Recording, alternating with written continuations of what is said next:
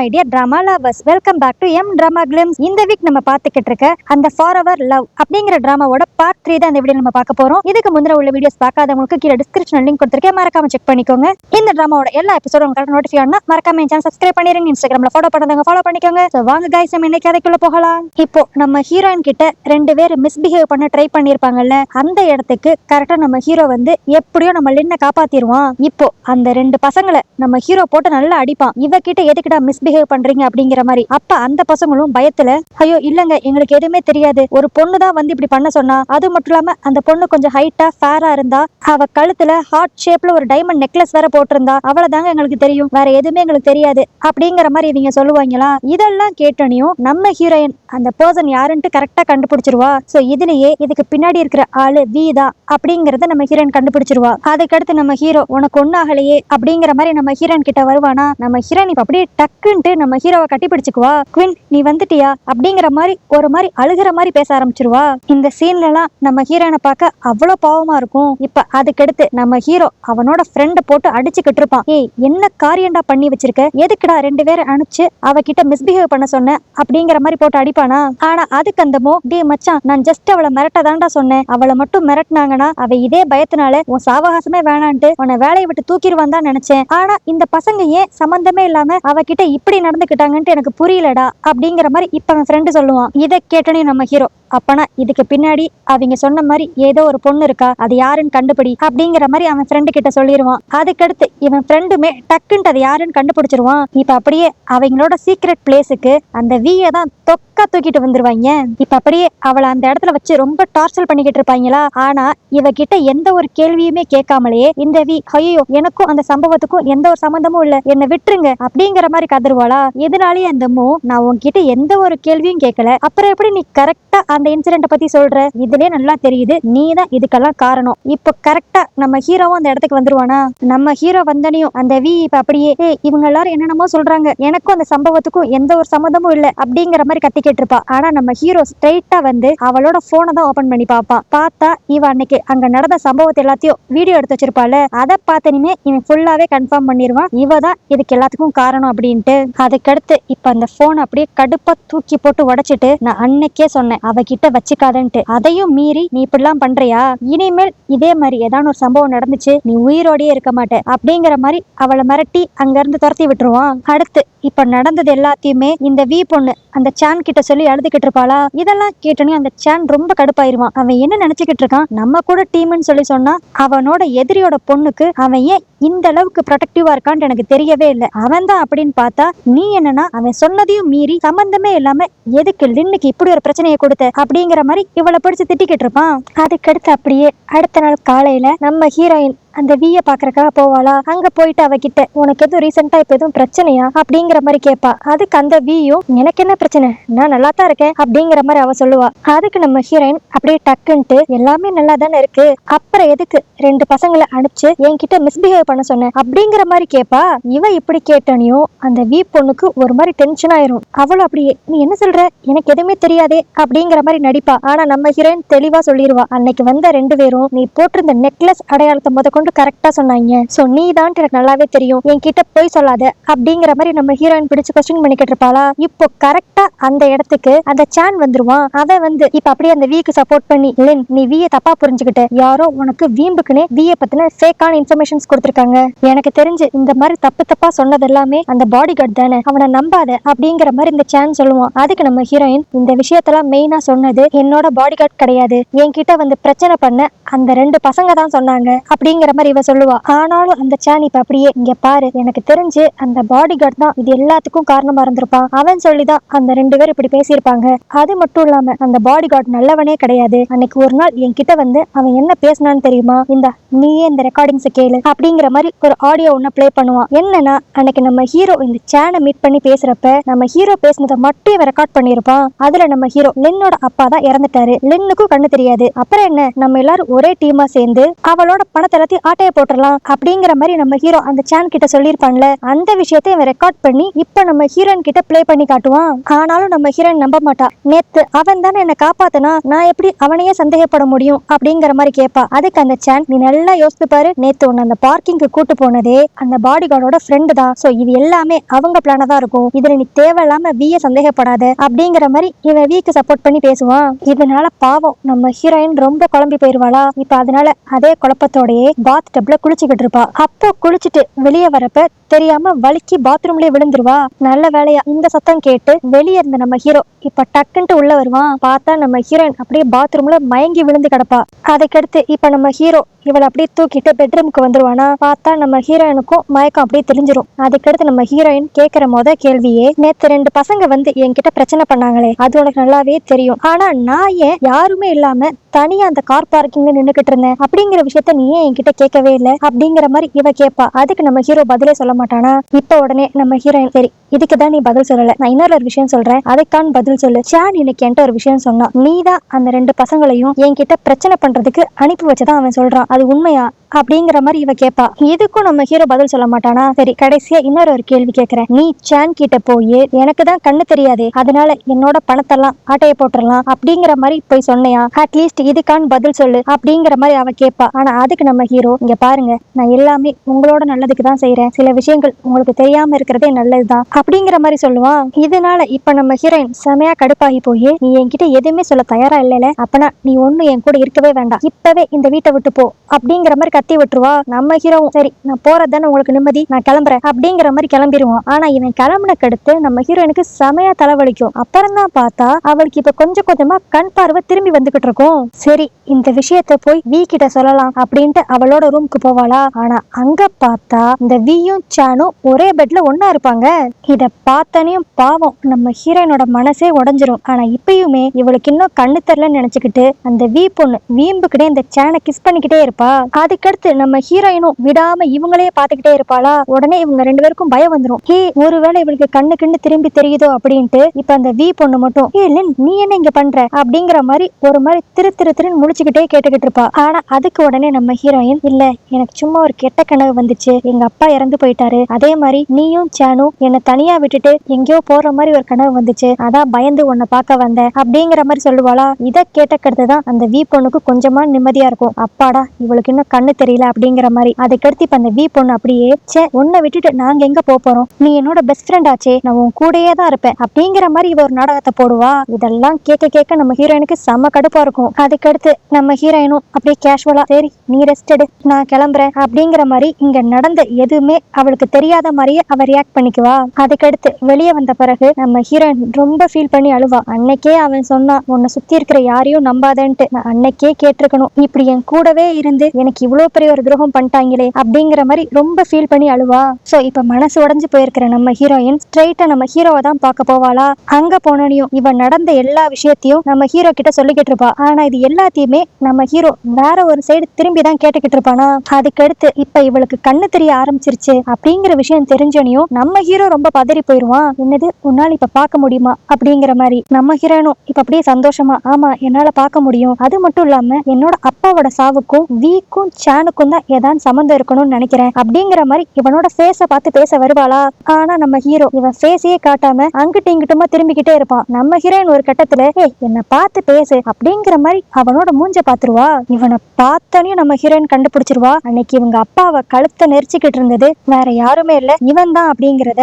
இப்ப அப்படியே நம்ம ஹீரோயின் செம்ம கடுப்பா கத்துவா. நான் உன்னை போய் நம்பினேன் பாரு, நான் உன்கிட்ட பல தடவை கேட்டேன் அன்னைக்கு என்னோட வீட்டுக்கு வந்தது நீயான்ட்டு, ஆனா கடைசியில நீயும் என்ன இப்படி ஏமாத்திட்டேல அப்படிங்கிற மாதிரி இவ சொல்லுவா. அதுக்கு நம்ம ஹீரோ, இங்க பாரு, அன்னைக்கு என்னமோ உங்க வீட்டுக்கு நான் வந்தேன், உங்க அப்பா கூட நான் சண்டை போட ட்ரை பண்ணேன், ஆனா உண்மையிலேயே உங்க அப்பாவோட சாவுக்கும் எனக்கும் எந்த சம்பந்தமும் இல்ல, அன்னைக்கு நான் தான் உன் வீட்டுக்குள்ள வந்தேன் அப்படிங்கறது உனக்கு முன்னாடியே தெரிஞ்சிருந்துச்சுன்னா நீ இப்ப கோவப்பட்ட மாதிரிதான் அன்னைக்கும் கோவப்பட்டு நான் தான் கொலகாரன்னு சொல்லி முடிவே பண்ணிருப்ப. அதனாலதான் இந்த ஒரு விஷயத்த விஷயத்துல மட்டும் உன்னை நான் ஏமாத்திட்டேன், மித்தபடி உண்மையிலேயே உங்க அப்பாவோட சாவுக்கும் எனக்கும் எந்த சம்பந்தமுமே இல்ல அப்படிங்கிற மாதிரி இவன் சொல்லுவான். ஆனாலும் நம்ம ஹீரோயின் இவனை நம்பவே மாட்டாளா? அதுக்கு உடனே நம்ம ஹீரோ, சப்போஸ் நான் தான் உங்க அப்பாவை கொண்டிருந்தேன்னா அவ்வளோ பெரிய ஒரு செயலை செஞ்சுட்டு நான் எப்படி உன் கூட பாடி கார்டா இத்தனை நாள் இருந்திருக்க முடியும், மாட்டிக்குவோம் அப்படிங்கிற பயம் எனக்கு கொஞ்சம் கூடயா இல்லாம இருந்திருக்கும் அப்படிங்கிற மாதிரி இவன் சொல்லுவான். அதுக்கு நம்ம ஹீரோயின், ஆமா நீ ஏன் பயப்பட போற, ஏன்னா எனக்கு தான் கண்ணு தெரியாம இருந்துச்சு, அது மட்டும் இல்லாம நீ என்னோட பணத்துக்காக கூட என் கூட இருந்திருக்கலாம் அப்படிங்கிற மாதிரிலாம் இப்ப பேச ஆரம்பிச்சிருவா. இதை கேட்டோன்னு நம்ம ஹீரோக்கு ஒரு மாதிரி ஆயிரும். என்னது, பணத்துக்காக நான் உன் கூட பழகுனேனா அப்படிங்கிற மாதிரி அவன் கேட்பான். அதுக்கு நம்ம ஹீரோயின் டக்குன்ட்டு, நீ தான் சொன்னியே உங்க அப்பா நிறைய கடன் வாங்கி வச்சுட்டு போயிருக்காரு, அதெல்லாம் அடைக்கணும் அப்படி இப்படின்ட்டு, அதுக்காகத்தான் என்கிட்ட நல்லவ மாதிரியே காசுக்காக நடிச்சிருப்ப அப்படிங்கிற மாதிரிலாம் பேசிடுவா. ஆனா இப்பயும் நம்ம ஹீரோ பொறுமையா எக்ஸ்பிளைன் பண்ண ட்ரை பண்ணுவான். அன்னைக்கு உண்மையிலே நான் உங்க வீட்டுக்கு வந்ததுக்கான காரணம், சான் வந்து உங்க அப்பாவோட உயிரை மாத்தி வைக்க சொல்லி என்கிட்ட சொன்னா, அதுக்காக மட்டும்தான் நான் உங்க வீட்டுக்கு வந்தேன், மித்தபடி உண்மையிலேயே உங்க அப்பாவை நான் கொல்லல அப்படிங்கிற மாதிரி திரும்ப திரும்ப சொல்லுவான். ஆனா இது எதையுமே நம்ம ஹீரோயின் காதுல வாங்கிக்காம, இல்ல நீ என்னை ஏமாத்திட்ட, என்னோட அப்பாவோட சாவுக்கும் உனக்கும் ஏதோ ஒரு சம்பந்தம் இருக்கு அப்படிங்கிற மாதிரி பேசிக்கிட்டே இருப்பாளா. இப்ப பொறுமை இழந்து போன நம்ம ஹீரோ இவ அடுத்து எதுவுமே பேசக்கூடாதுங்கிறதுக்காக டக்குன்ட்டு இவளை கிஸ் பண்ணிடுவான். இப்ப அப்படியே கிஸ் பண்ணிட்டு, இந்த கிஸ்லயே உனக்கு தெரியல நான் உன் மேல எவ்வளவு ஒரு ஃபீலிங்ஸ்ல இருக்கேன்ட்டு, நான் உன்னை கொல்லணும்ட்டோ இல்ல உன்னோட சொத்துக்கோ ஆசைப்படுவேன்ட்டு நீ நினைக்கிறியா அப்படிங்கிற மாதிரி இவன் கேட்பான். ஆனா இப்ப ரொம்ப கோவமான நம்ம ஹீரோயின், இனிமேல் என் கண்ணு முன்னாடியே வந்துடாது அப்படிங்கிற மாதிரி கோவமா அங்க இருந்து கிளம்பிடுவா.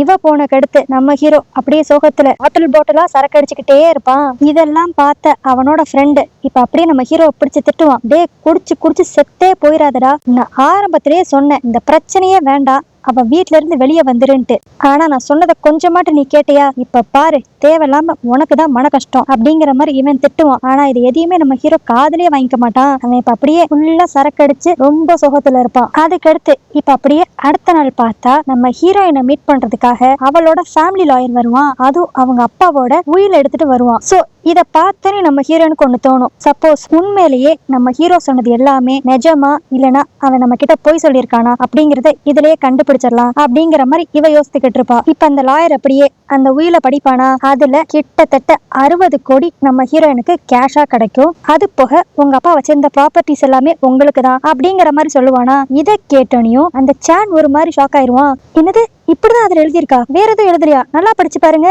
அப்படிங்கிற மாதிரி டென்ஷன் ஆயிடுவான். அதுக்கு அந்த லாயர் அப்படியே, இதுதாங்க ஒரிஜினலான உயில், இவங்க அப்பா இதுக்கு முன்னாடியே ஒரு உயில் எழுதினாரு, ஆனா கடைசி நேரத்துல அது வேண்டாம் அப்படின்னு சொல்லிட்டு அந்த டாக்குமெண்ட்ஸை வீட்லயே வச்சுட்டு இந்த மெயின் டாக்குமெண்ட்டை என்கிட்ட தான் இத்தனை நாள் கொடுத்து வச்சிருந்தாரு அப்படிங்கிற மாதிரி இந்த லாயர் சொல்லுவான். அப்புறம் தான் இந்த சானுக்கு ஒரு விஷயமே தெரியும், இவன் நம்ம ஹீரோ கிட்ட சொல்லி மாத்த வச்ச உயில் வந்து ஒரிஜினலே கிடையாது, இத்தனை நாள் வரைக்கும் ஒரிஜினல் உயில் இந்த லாயர் கிட்ட இருந்திருக்கு. இது தெரிஞ்சோனையும் அந்த சான் இப்ப அப்படியே டென்ஷனா நம்ம லின்னை பார்த்து, லின் இந்த உயில்ல ஏதோ ஒரு பிரச்சனை இருக்கிற மாதிரி இருக்கு, இதுல உங்க அப்பாவோட கம்பெனில அவருக்கு இருக்கிற ஷேர்ஸ பத்தி மென்ஷன் பண்ணவே இல்ல, நீ எதுக்கும் இதை சரியா வெரிஃபை பண்ணி பாரு அப்படிங்கிற மாதிரி அவன் சொல்லுவானா. அதுக்கு நம்ம ஹீரோயின் கேஷுவலா, இங்க பாரு எங்க அப்பாவோட கம்பெனியை பத்திலாம் எனக்கு எதுவுமே தெரியாது, அது மட்டும் இல்லாம இந்த லாயர் தான் தெளிவா சொல்றாரு இதுதான் ஒரிஜினல் உயில்ன்ட்டு, சோ இதுக்கு மேல நம்ம எதுக்கு யோசிக்கணும், பேசாம சைன் பண்ணி வாங்கிக்குவோம் அப்படிங்கிற மாதிரி சொல்லுவா. இப்ப இந்த சேனால எதுவுமே பேசவே முடியாது, எதான் பேசினா இவ கிராஸ் கொஸ்டின் கேப்பா அப்படிங்கிற மாதிரி டென்ஷன்ல இருப்பான். இன்னொரு பக்கம் நம்ம ஹீரோயின் இப்ப அப்படியே அந்த டாக்குமெண்ட்ல சைன் போட்டுக்கிட்டே, அப்படா அவன் நம்ம கிட்ட சொன்னது எல்லாமே உண்மைதான், இந்த உயிரை மாத்தி வைக்கிறதுக்கு தான் அன்னைக்கு இவங்க வந்திருக்கான் அப்படிங்கிற மாதிரி இப்ப கொஞ்சம் கொஞ்சம் திரும்பி நம்ம ஹீரோவை நம்ப ஆரம்பிப்பா.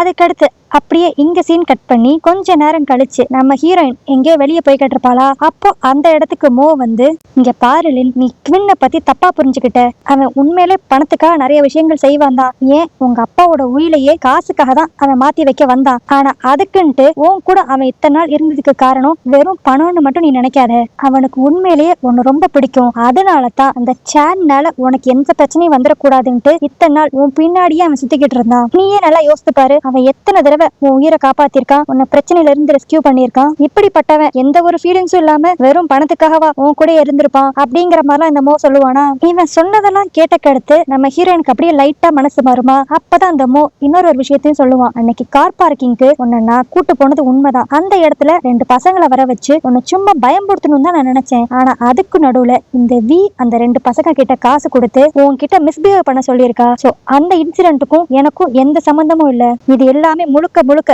அந்த வியோட வேலை தான். சோ நீ தயவு செஞ்சு அவனை நம்பு. அது மட்டும் இல்லாம நீ ஆரம்பத்திலே என்கிட்ட உன் ஃப்ரெண்டு விய பத்தின சில இன்ஃபர்மேஷன்ஸ் வேணும்னு கேட்டிருந்தேல, அது எல்லாத்தையும் இந்த பென்ட்ரைவ்ல நான் போட்டு கொண்டு வந்திருக்கேன். இனிமேல் என்ன பண்ணணுங்கிறது உன்னோட முடிவுதான் அப்படிங்கிற மாதிரி இவன் சொல்லிட்டு கிளம்பிடுவான். அதுக்கடுத்து இப்ப நம்ம ஹீரோயின் ஸ்ட்ரெயிட்டா நம்ம குவின்னை தான் பார்க்க போவாளா. அங்க போனோனையும் அவன் கிட்ட ஒரு கான்ட்ராக்ட கொடுத்து, இனிமேல் நீ என்னோட பாடி கார்டு கிடையாது, என்னோட பர்சனல் அசிஸ்டன்ட் அப்படிங்கிற மாதிரி சொல்லுவா. இதை கேட்டுட்டு நம்ம ஹீரோ, என்ன மேடம் இப்ப என்ன திடீர்னு நம்ப ஆரம்பிச்சிட்டீங்களா அப்படிங்கிற மாதிரி கேட்பான். அதுக்கு நம்ம ஹீரோயின், ஆமா உன்னை நம்புறதுக்கு ஒரு 3 ரீசன்ஸ் தான் இருக்கு. ஃபர்ஸ்ட் ரீசன், உண்மையிலே நீ எங்க அப்பாவை கொலை பண்ணியிருந்தேனா ரொம்ப தைரியமா என் கூடயே உன்னால் சுத்தி இருக்க முடியாது, என்னைக்கான ஒரு நாள் மாட்டிக்குவோமோ அப்படிங்கிற பயம் உனக்குள்ள இருந்திருக்கணும். அதே மாதிரி 2வது ரீசன், நீ உண்மையிலே பணத்துக்காக என் கூட சுத்தி இருந்தேனா எனக்கு கண்ணு தெரியாம இருந்தப்பவே உன்னால ஈஸியா என்கிட்ட இருந்து நிறைய பணத்தை ஆட்டைய போட முடிஞ்சிருக்கும். ஆனா அதை நீ செய்யவே இல்லை. அதெல்லாம் விட 3வது ரீசன், உனக்கு என்ன ரொம்ப பிடிச்சிருக்குன்னு நான் கேள்விப்பட்டேன். சோ பிடிச்ச பொண்ணு கிட்ட யாரும் எந்த ஒரு அட்வான்டேஜும் எடுத்துக்க மாட்டாங்க அப்படிங்கிற மாதிரி இவ சொல்லுவா. இவ இப்படி சொன்னோனையும் நம்ம ஹீரோக்கு என்ன பதில் பேசணும்னே தெரியாதா, ஒரு மாதிரி திருன்னு முழிச்சிட்டு இருப்பான். அதுக்கு நம்ம ஹீரோயின், என்ன அப்பனா என்ன உனக்கு பிடிக்காதா அப்படிங்கிற மாதிரி கேட்பா. அதுக்கு நம்ம ஹீரோ இப்ப டக்குன்ட்டு, அப்படிலாம் ஒண்ணும் இல்லையே, நான் ஏன் பயப்படணும், எனக்கு உங்களை ரொம்ப பிடிக்கும் தான், அதை நான் தைரியமா சொல்லுவேன் அப்படிங்கிற மாதிரி ஐ லைக் யூன்றுவான். இதுக்கு அப்படியே நம்ம ஹீரோயின் லைட்டா மட்டும் சிரிச்சுட்டு, சரி அதெல்லாம் இருக்கட்டும், இப்ப எனக்கு இருக்கிற சந்தேகமே ஷானுக்கும் எங்க அப்பாவோட சாவுக்கும் ஏதாண்டு சம்மந்தம் இருக்குமா அப்படிங்கிற மாதிரி இவ கேட்பா. அதுக்கு நம்ம ஹீரோ, நிறைய வாய்ப்புகள் இருக்கு, ஏன்னா நான் உங்க அப்பாவோட உயிரை மாத்தின அன்னைக்கே கரெக்டா உங்க அப்பா இறந்திருக்காரு. அது மட்டும் இல்லாம உங்க அப்பா சாகுறப்ப அந்த ரூம்ல இந்த சானும் வியும் இருந்திருக்காங்க. இதெல்லாம் வச்சு கால்குலேட் பண்ணி பார்த்தா அவங்க அந்த கொலைய பண்ணிருக்கிறதுக்கு நிறைய வாய்ப்பு இருக்கு அப்படிங்கிற மாதிரி நம்ம ஹீரோ சொல்லுவான். சோ அதனால இப்ப நம்ம ஹீரோயினும் எப்படியான்ட்டு ஏதான் ஒரு எவிடன்ஸ் சிக்கும், அதை வச்சு நம்ம ஃபர்தரா இன்வெஸ்டிகேட் பண்ணலாம். அது வரைக்கும் எனக்கு கண்ணு தெரியுங்கிற விஷயம் அவங்க யாருக்கும் தெரிஞ்சிடவே கூடாது அப்படிங்கிற மாதிரி சொல்லுவா. இப்ப அப்படியே இங்க சீன் கட் பண்ணி நம்ம ஹீரோயினோட வீட்டுல தான் காட்டுவாங்க. அங்க அந்த வியும் சானும் செம சந்தோஷமா இருப்பாங்க. எப்படியோ அந்த பாடி கார்டை இந்த வீட்ல இருந்து துரத்தியாச்சு. இனி நம்ம வழக்கம் போல நம்ம பிளானை எக்ஸிக்யூட் பண்ண வேண்டியதான். ஆனா இதுல என்ன ஒரு பிரச்சனைனா, அந்த லின் அப்பாவோட 51% ஆஃப் ஷேர் யார்கிட்ட இருக்குன்னு தான் தெரியல அப்படிங்கிற மாதிரி இவங்க 2 பேரும் இங்க பேசிக்கிட்டு இருப்பாங்களா. இப்ப கரெக்டா அந்த இடத்துக்கு நம்ம ஹீரோயினும் நம்ம ஹீரோவும் வருவாங்க. இதை பார்த்தோன்னே அந்த சான் அப்படியே ஷாக் ஆயிருவான். இவன் என்ன மறுபடியும் இந்த வீட்டுக்குள்ள பண்றான் அப்படிங்கிற மாதிரி. இப்ப உடனே அந்த சான் செம கடுப்பா நம்ம ஹீரோயினை தனியா கூட்டு போய் திட்டிக்கிட்டு இருப்பான். அவனே ஒரு ஃப்ராடு, அவன் எதுக்கு திரும்பி இந்த வீட்டுக்குள்ள கூட்டு வந்த அப்படிங்கிற மாதிரி. அதுக்கு நம்ம ஹீரோயின் அப்படியே கேஷுவலா, நீயே சொல்ற பாரு அவன் ஒரு ஃப்ராடுன்ட்டு, அவன் என்னென்ன வேலை நம்ம வீட்டுல இருந்து பண்ணான்ட்டு நம்மளுக்கு தெரியாது. ஃபர்ஸ்ட் அவன் பாடி கார்டா இருந்தான். சோ என்னோட பணத்தெல்லாம் அவனால ஈஸியா ஆட்டைய போட முடியாது. பட் ஆனா இப்போ என்னோட பர்சனல் அசிஸ்டன்ட். சோ அவன் நினைச்சா நிறைய பணத்தை ஆட்டைய போடலாம். அதுல ஏதான ஒரு சான்ஸை நம்ம யூஸ் பண்ணி அவனை எப்படியான்ட்டு போலீஸ்ல பிடிச்சு கொடுக்கணும். அதுக்காகத்தான் அவன் அந்த வீட்டுக்குள்ள நான் கூட்டு வந்தேன் அப்படிங்கிற மாதிரி நக்கலா சொல்லுவா. அதுக்கடுத்து இப்ப அப்படியே நம்ம ஹீரோயின், சரி அதெல்லாம் விடுங்க, இன்னும் 2-3 நாள்ல என்னோட பர்த்டே வருது, அதை நான் சூப்பரா செலிப்ரேட் பண்ணணும்னு ஆசைப்படுறேன். சோ என்னோட ஃப்ரெண்ட்ஸ் எல்லாம் இன்வைட் பண்ணி ஒரு பார்ட்டி மாதிரி வைக்கலாம் அப்படிங்கிற மாதிரி சான் கிட்டயும் வி கிட்டயும் சொல்லுவாளா. அதுக்கு அவங்களும் ஓகே பண்ணிட்டா போச்சு அப்படிங்கிற மாதிரி கேஷுவலா சொல்லிடுவாங்க. ஆனா நம்ம ஹீரோயின் இந்த பர்த்டே பார்ட்டி நடத்துறதே இவங்க 2 பேருக்குள்ள ஒரு பிரச்சனையை உண்டாக்கணும் அப்படிங்கிறதுக்காக தான். அடுத்து இப்போ கரெக்டா அந்த பர்த்டே டேட்டும் வந்துருமா. சோ நம்ம ஹீரோயின் சூப்பரா பர்த்டே பார்ட்டி ஆர்கனைஸ் பண்ணிருப்பா. அந்த இடத்துக்கு உங்க ஃப்ரெண்ட்ஸ் எல்லாம் வந்து அப்படியே ஒவ்வொரு ஆளா கிஃப்டா கொடுக்கறப்ப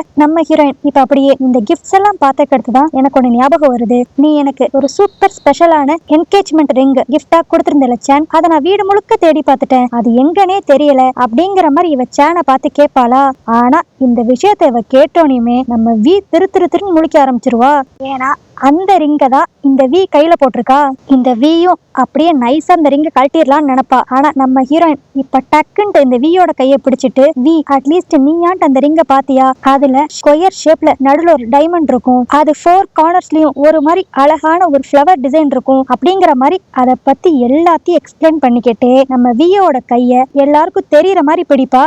இதனாலேயே அங்க இருக்கிற எல்லாருமே இந்த வி கையில இருக்கிற ரிங்கும் நம்ம ஹீரோயின் இப்ப சொல்ற ரிங்கும் ஒரே மாதிரி இருக்கே அப்படிங்கிற மாதிரி பேச ஆரம்பிச்சிருவாங்க. இதை கேட்டனையும் நம்ம ஹீரோயின் ஒண்ணுமே தெரியாத மாதிரி, வி எல்லாரும் என்ன சொல்றாங்க, எனக்கு ஒன்னும் புரியலையே, என்னோட ரிங்கியா நீ கையில போட்டிருக்க அப்படிங்கிற மாதிரி இவ சொல்ல, அதுக்கு டக்குன்ட்டு நம்ம ஹீரோ அந்த வி கையில இருக்க ரிங்க பிடுங்கி இப்ப நம்ம ஹீரோயின் கிட்ட கொடுத்துருவானா? இதை நம்ம ஹீரோயின் அப்படி தொட்டு தொட்டு பாக்குற மாதிரி, ஆமா இது என்னோட என்கேஜ்மெண்ட் ரிங் தான் அப்படிங்கிற மாதிரி சொல்லிட்டு இப்ப அந்த வி கிட்ட தான் கேட்பா. வி, உனக்கு பிடிச்ச பொருள் எல்லாமே எனக்கும் பிடிச்சிருந்தாலும் பரவாயில்லன்ட்டு அது எல்லாத்தையும் நான் உனக்காக விட்டு கொடுத்தேன். ஆனா கடைசியில என்னோட என்கேஜ்மெண்ட் ரிங்கே நீ இப்படி எடுத்து வச்சுக்கிட்டியே, இது நல்லாவா இருக்கு? நீ பண்ற விஷயத்தெல்லாம் பார்த்தா கொஞ்ச நாள்ல நீ இந்த சேனையும் என்கிட்ட இருந்து எடுத்துக்குவ போலயே அப்படிங்கிற மாதிரி இவ கேட்பா. இந்த வீக்கு என்ன பண்றதுன்னே தெரியாது. ஒரு மாதிரி பயந்த மணிக்கே அந்த சேனை ஹெல்ப்புக்காக பாப்பாளா? ஆனா அந்த சேன் துளி கூட இவளை கண்டுக்கவே மாட்டான். இப்ப அப்படியே அங்க சுத்தி இருந்த இவளோட ஃப்ரெண்ட்ஸ் எல்லாருமே, தி நீ ஒரு வேலைக்காரியோட பொண்ணு, ஆனா லின் என்னைக்கான்ட்டு உன்னை அப்படி ட்ரீட் பண்ணிருக்காளா? 20 வருஷமா உன்னை அவளோட பெஸ்ட் ஃப்ரெண்ட் மாதிரி தானே ட்ரீட் பண்ணா, அவளுக்கு நீ பண்றதெல்லாம் இதுதானா அப்படிங்கிற மாதிரி அங்க இருக்கிற எல்லாருமே இப்ப இந்த விய ஒரு மாதிரி அசிங்கப்படுத்தி பேச ஆரம்பிச்சிருவாங்க. அதுக்கடுத்து அங்க இருந்த எல்லாருமே இந்த விய இப்ப அப்படியே நீ வெளியே போ, லின் பக்கத்துல இருக்கிறதுக்கு கூட உனக்குலாம் தகுதியே இல்லை அப்படிங்கிற மாதிரி இங்க இருந்து துரத்தி விட ட்ரை பண்ணுவாங்க. இந்த வியும் ஒரு மாதிரி அழுகிற மாதிரி அவளோட ஃபேஸ வச்சுக்கிட்டு இந்த சேனை தான் பாப்பாளா? ஆனா இந்த சேன் அவளை சுத்தமா கண்டுக்காம நம்ம லின் இப்ப அப்படியே பிடிச்சுக்கிட்டு, லின் நீ ஃபீல் பண்ணாத, நான் உன் கூட இருக்கேன் அப்படிங்கிற மாதிரி சொல்லுவான். இதெல்லாம் பார்க்க பார்க்க அந்த வீக் அப்படியே செம கடுப்பாகும். அப்படியே இந்த இடத்துல இந்த எபிசோட் முடியுது. இதுக்கடுத்து நம்ம ஹீரோயின் ஆசைப்பட்ட மாதிரியே இந்த வியும் சேனும் தனித்தனியா பிரிஞ்சிருவாங்களா? அப்படி அவங்க பிரிஞ்சா நம்ம ஹீரோயின் எதிர்பார்க்கிற ஏதாவது ஒரு எவிடன்ஸ் அவளுக்கு கிடைக்குமா அப்படிங்கறது எல்லாமே நம்ம நாளைக்கு வீடியோல பார்த்து தெரிஞ்சுக்கலாம். ஓகே கைஸ், நாளைக்கு நான் போட போற வீடியோ உங்களுக்கு நோட்டிஃபிகேஷன் மறக்காம சேனல் சப்ஸ்கிரைப் பண்ணிருங்க. இன்ஸ்டாகிராம்ல ஃபாலோ பண்ணாதவங்க ஃபாலோ பண்ணிக்கோங்க. நாளைக்கு வீடியோல உங்களை பார்க்குறேன். அது வரைக்கும் பை.